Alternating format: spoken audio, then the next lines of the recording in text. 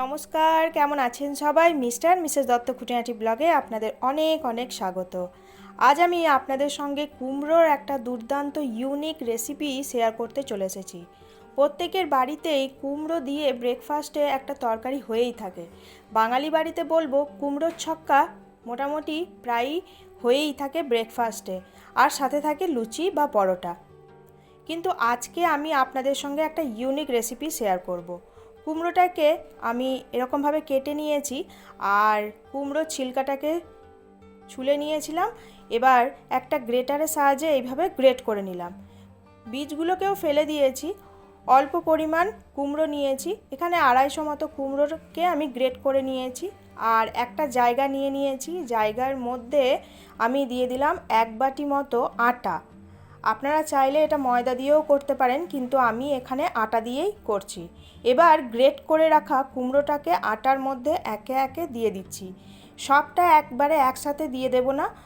এখন মোটামুটি হাফ পরিমাণ গ্রেট করে রাখা কুমড়োটা দিলাম, তারপর যখন লাগবে তখন আবার বাকি কুমড়োটা আমি দিয়ে দেব।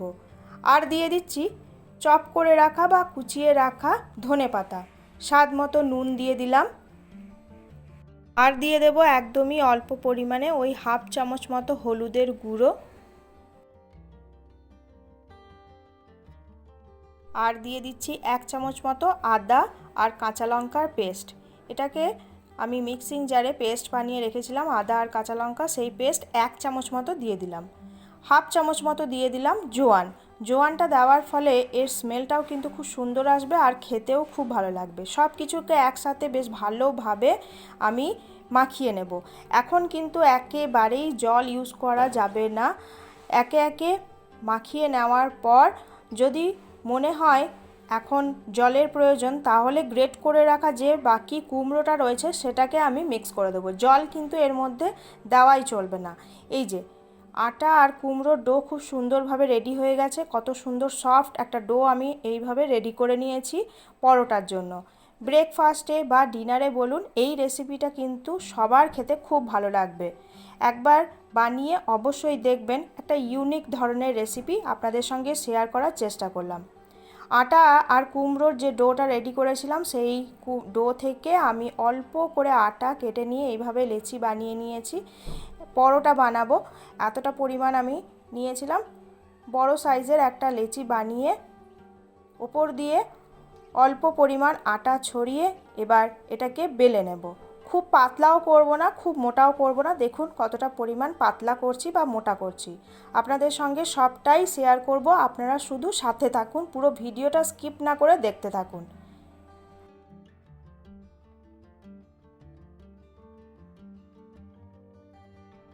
বেলা হয়ে গেছে পরোটা।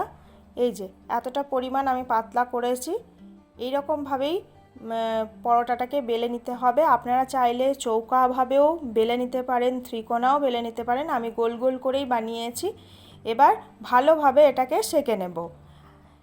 আপনারা চাইলে সাদা তেল দিয়েও এটাকে সেঁকে নিতে পারেন। আমি এখানে ঘিয়ের সাহায্যে পরোটাটাকে সেঁকে নিচ্ছি। খুব সুন্দর টেস্টি হবে আর খুব ভালোও লাগবে খেতে। উল্টে পাল্টে দিয়ে অল্প পরিমাণ ঘি দিয়ে এটাকে সেঁকে নেব। আমাদের প্রত্যেকের বাড়িতেই কিন্তু কুমড়ো খাওয়া হয়ে থাকে। কুমড়োর তরকারি আমরা বেশিরভাগ বানিয়ে থাকি।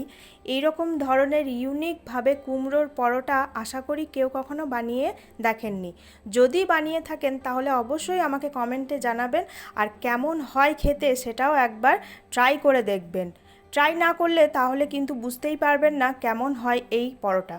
খুব সুন্দর টেস্টি হয়। এর সাথে আচার বা দই বা টমেটো কেচাপ বা ধনেপাতার চাটনি, যেরকম ধরনের আপনারা চান সার্ভ করতে পারেন, খুব ভালো লাগে।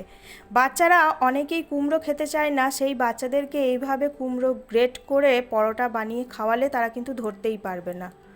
খুব সুন্দর করে আমি পরোটাগুলোকে সেঁকে নিয়েছি। এইভাবেই প্রত্যেকটা পরোটাকে আমি সেঁকে নেব, তাহলেই কিন্তু রেডি হয়ে যাবে আজকের রেসিপি কুমড়োর পরোটা। আজকের এই রেসিপিটা যদি আপনাদের ভালো লেগে যায় তাহলে অবশ্যই কমেন্ট তো করবেন, আর একটা লাইক করতেও ভুলবেন না।